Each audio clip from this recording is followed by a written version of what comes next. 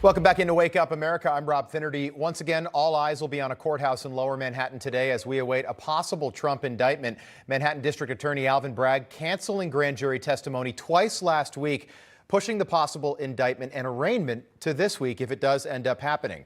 For the latest, we're joined by, from the Independent Women's Forum, former New York Congresswoman Nan Hayworth and former Manhattan prosecutor and Newsmax contributor Ameer Benno. Good morning. Happy Monday to you both. Great to have you back on. Ameer, before we get into what could happen today, I want to set up and get your reaction to basically what Donald Trump did over the weekend on Truth Social. And it started on Friday. So Friday, he put this out on Truth Social. What kind of person can charge another person, in this case, a former president of the United States, with a crime when it is known by all that no crime has been committed, and also that potential death and destruction in such a false charge could be catastrophic for our country? Now, I've heard conservatives say that that's just Trump being Trump. But how does the DA's office read something like that?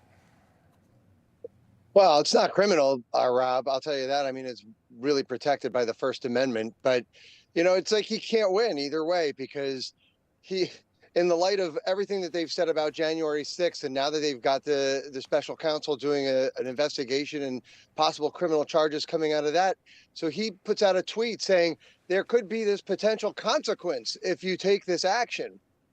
And the consequence is a statement of fact. People might act in a way that's not lawful. And now they're coming down on him for saying that. But when he didn't say something like that before, they came down on him for that. So he really can't win in each way he goes. It just sort of shows like how they're trying to box him in. And it's unfortunate. Yeah, however, this stuff's on brand for Donald Trump. I don't think it should surprise anybody, Nan. The other one getting a lot of attention, Donald Trump holding a baseball bat. Again, this is on Truth Social. He was on one side of the image that he put out. Alvin Bragg was on the other.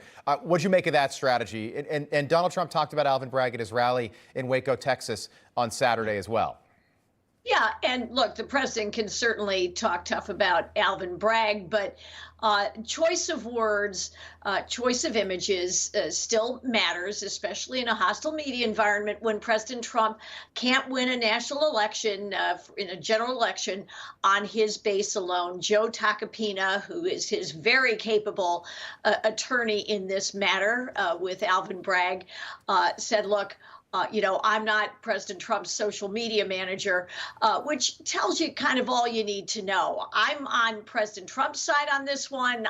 Which means I'm on the side of rationality and justice, as are so many, including Ameer, including Jonathan Turley and Newsmax's frequent consultant, Alan Dershowitz.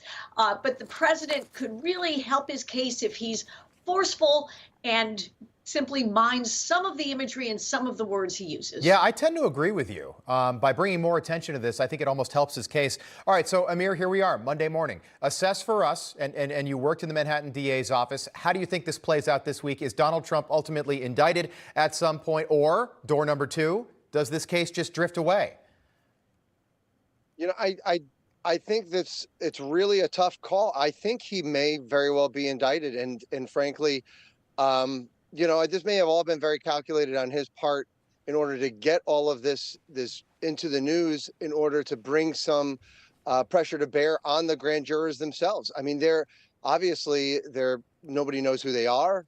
It's a secretive proceeding, but boy, they're not immune to the news. They're not immune to all the stories that are going on in the press and all of the stuff that's happening. So if they've read anything about it and they identify this as perhaps being a selective prosecution, perhaps this is part of his game plan. But I think at this point, the fact that Bragg is still, by all appearances, forging ahead, looks like he's going to present the case. And if they're presenting the case, there's a good chance that at least on some charge, he'll be indicted. And just a quick follow-up with how the grand jury works in New York City.